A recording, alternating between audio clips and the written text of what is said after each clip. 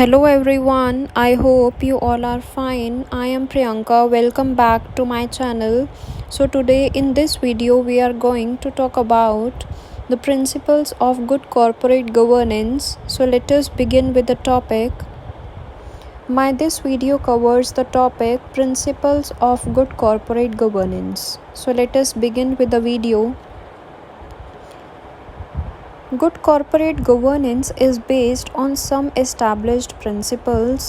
Good corporate governance कुछ established principles पे based है and these principles are: first principle is respecting the rights of the shareholders.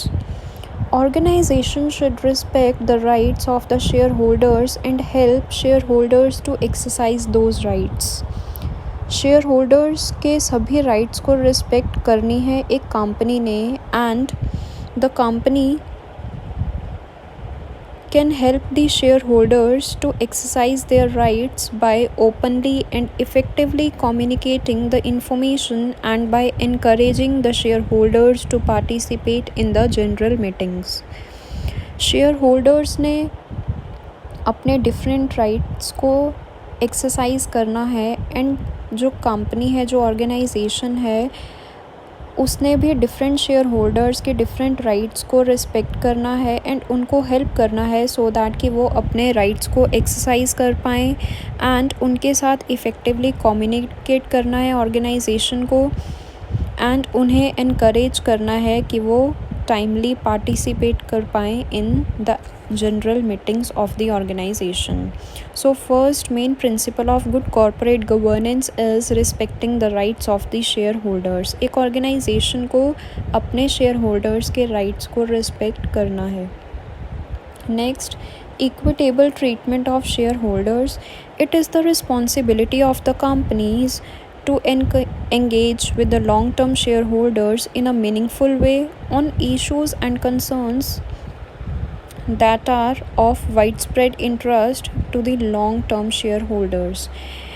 It means जो एक organisation है, जो एक कंपनी है, उसकी ये रिस्पॉन्सिबिलिटी होनी चाहिए कि उनको शेयर होल्डर्स को इक्विटेबल ट्रीटमेंट देनी है. ये रिस्पॉन्सिबिलिटी होगी एक ऑर्गेनाइजेशन की कि डिफरेंट इश्यूज़ और डिफरेंट कंसर्न्स के रिगार्डिंग उन्हें कम्युनिकेट करना होगा अपने डिफरेंट शेयर होल्डर्स से एंड अपने डिफरेंट शेयर होल्डर्स को equal rights and equal responsibilities की डिवीज़न करनी होगी. So next main principal of good corporate governance is equitable treatment of share holders. कोई भी पार्शियलिटी नहीं करनी. एक ऑर्गेनाइजेशन ने अपने शेयर होल्डर्स के साथ इक्विटेबल उनको ट्रीटमेंट देना है. Next, protecting the interest of all the stakeholders. It is the responsibility of the companies to deal with employees, customers, suppliers, and other stakeholders in a fair and equitable manner. So, next main principle of good corporate governance is protecting the interest of all the stakeholders. Stakeholders includes employees, customers, suppliers, and other parties who are engaged in the organization. So एक organisation की responsibility होगी कि उन्हें अपने different stakeholders के interest को protect करना है, उनके साथ फेयरली एंड इक्विटेबल मैनर में डीलिंग्स करनी है.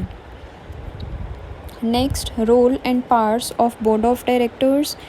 Primary responsibility for ensuring effective governance rests with the board of directors.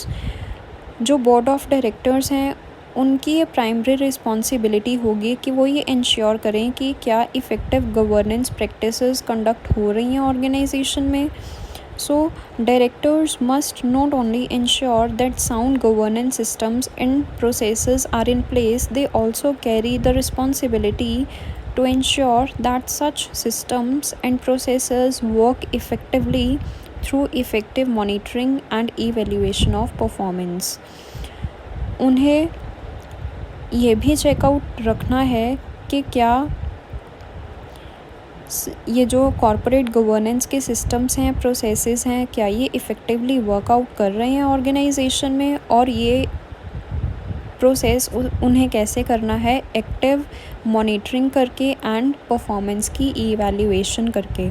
तो जो बोर्ड ऑफ डायरेक्टर्स हैं उनकी प्राइमरी रिस्पॉन्सिबिलिटी यही बनती है कि ये चेकआउट रखना कि क्या effective corporate governance practices conduct हो रही हैं ऑर्गेनाइजेशन में, और उनकी इफ़ेक्टिवली मॉनिटरिंग करना और इफ़ेक्टिवली परफॉर्मेंस की इवैल्यूएशन करना। सो it is another main principal of good corporate governance. Next, duties of the board. The board should be responsible for the management of the company. जो board of directors हैं वो responsible होंगे complete management के लिए। As a collective body, it should act in the corporate interest and serve the common interest of the shareholders, ensuring the sustainable development of the company. As a collective body, उन्हें act करना है company के interest में and सभी share holders के interest को भी at the same time protect करना है। सो ये उनकी प्राइमरी रिस्पॉन्सिबिलिटी है कि वो कंपनी को अच्छे से मैनेज करें for the sustainable development of the company. Next, composition of board and special committees. The board must be composed of competent, honest and qualified persons. अब जो board of directors होंगे उनमें कौन कौन से members होने चाहिए, जो competent हो, honest हो and qualified हो जो persons. The board should also establish the special committees such as remuneration committee, nomination committee, audit committee for the proper performance of its task. अब जो बोर्ड ऑफ डायरेक्टर्स होंगे, जो board के members होंगे, उनका main task क्या होगा, committees को फॉर्म करना। लाइक रेम्यूनरेशन के लिए कमेटी बनाई जाएगी, डायरेक्टर्स की नॉमिनेशन के लिए कमेटी बनाई जाएगी एंड ऑडिटिंग पर्पस के लिए कमिटीज़ बनाई जाएंगी। तो ये जो स्पेशल कमिटीज़ हैं ये कौन फॉर्मुलेट करेगा, board of directors. So it is another principle of good corporate governance. Next, transparency. Transparency. It refers to the degree of clarity and openness with which decisions are made and is built on the free flow of information. Transparency achieved through the disclosure of information. It is an essential ingredient of the principles of corporate governance. Transparency means clarity के साथ, openness के साथ decisions लेना। And transparency हम कैसे achieve कर सकते हैं, जब हमारे पास कंप्लीट डिस्क्लोजर होगा सभी मटेरियल फैक्ट्स का। So it is an essential ingredient of the principle of good corporate governance. So all the stakeholders और the organisation should act in the transparent and ethical manner in order to protect the interest of all the stakeholders as well as organization. Next, fairness. Fairness is defined as the degree to which rules apply equally to everyone in society. Thus, within an organization, all men and women should have equal opportunities to improve or maintain their well-being. Next main principle of good corporate governance is fairness. Fairness means equal treatment देना सभी persons को organization में।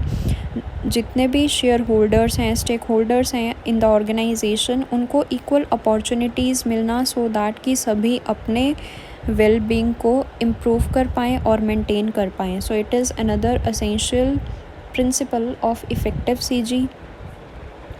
Next, accountability. It implies that decision makers in organization are accountable to the public as well as to the institutional stakeholders. Accountability means answerability. It means जो decision makers होंगे organization में वो answerable होंगे किसको, public को as well as to the institutional stakeholders for what they say and do. किसके लिए, जो उन्होंने बोला होगा और जो उन्होंने काम किया होगा उसके लिए वो खुद आंसरेबल होंगे। सो जहाँ आंसरेबिलिटी होगी, जहाँ अच्छी अकाउंटेबिलिटी होगी, वहाँ पे जो कॉरपोरेट गवर्नेंस है वो भी क्या होगा, इफ़ेक्टिव होगा। Next, code of conduct. It is essential that an organization's explicitly prescribed code of conduct are communicated to all the stakeholders and clearly understood by them. There should be some system in place to periodically measure and evaluate the adherence to such code of conduct by each member of the organization. Effective corporate governance के लिए essential है कि एक organisation में return में code of conduct हो. Code of conduct means the rules and regulations जो सभी स्टेक होल्डर्स को फॉलो करना होगा इन द ऑर्गेनाइजेशन. एंड एक ऐसा सिस्टम भी होना चाहिए एक ऑर्गेनाइजेशन में कि periodically means time to time इस कोड ऑफ कंडक्ट की इवैल्यूएशन हो और ये इवैल्यूएशन की जाए कि ऑर्गेनाइजेशन में क्या सभी मेंबर्स इस कोड ऑफ कंडक्ट को फॉलो कर रहे हैं या नहीं. अगर कंप्लायंस होगा रूल्स और रेगुलेशंस के अकॉर्डिंगली सब ऑर्गेनाइजेशंस में वर्क करेंगे तो जो सीजी है जो कॉर्पोरेट गवर्नेंस है वो भी क्या होगी effective. Next, strict compliance. Regulators should send clear signals that they shall be proactive in imposing the penalties for the non-compliance so that compliance is strictly adhered to. It means जो company के rules and regulations हैं उनको strictly follow करना होगा organisation को as well as different stakeholders को. Otherwise एक system ऐसा भी होगा ऑर्गेनाइजेशन में जिससे कि शेयर होल्डर्स को हैवी पेनल्टीज़ पे आउट करनी पड़ेंगी अगर वो कंप्लायंस नहीं करेंगे. सो जहाँ स्ट्रिक्ट कंप्लायंस होगा रूल्स और रेगुलेशंस का वहाँ ऑर्गेनाइजेशन में क्या होगी effective corporate governance. Next, remuneration policy. The companies should secure the services of the qualified directors and executive managers by means of suitable remuneration policy that is compatible with the long-term interest of the company. long-term interest के लिए company के और long term existence के लिए company को एक जो organisation है उसको एक डियर रेम्यूनरेशन पॉलिसी को फॉर्मुलेट करना होगा जिसमें कि मैक्सिमम शेयर होल्डर्स के इंटरेस्ट को प्रोटेक्ट किया जाए सो दैट कि वो अपनी वेलबींग को मेंटेन कर पाएँ. सो रेम्यूनरेशन पॉलिसी भी सूटेबल होनी चाहिए. Next, rating. Rating agencies need to develop criteria that focus on substance rather than the form of governance. Rating भी मैटर करती है. जो क्रेडिट रेटिंग एजेंसीज़ हैं वो ऑर्गेनाइजेशन की क्रेडिट वर्दीनेस पे and on the various factors different factors के basis पे एक रेट प्रोवाइड करती है कंपनी को. So rating is another important factor which plays an important role in the effective CG. तो एक अगर कंपनी की रेटिंग अच्छी होगी तो इट मीन्स कंपनी में जो कॉर्पोरेट गवर्नेंस का लेवल है वो भी क्या होगा अच्छा होगा. So this is all about our today's video. आज की वीडियो में हमने स्टडी किया principles of good corporate governance. I hope you like the video. If you like the video, then give comment in the comment box and subscribe my channel. Thank you so much.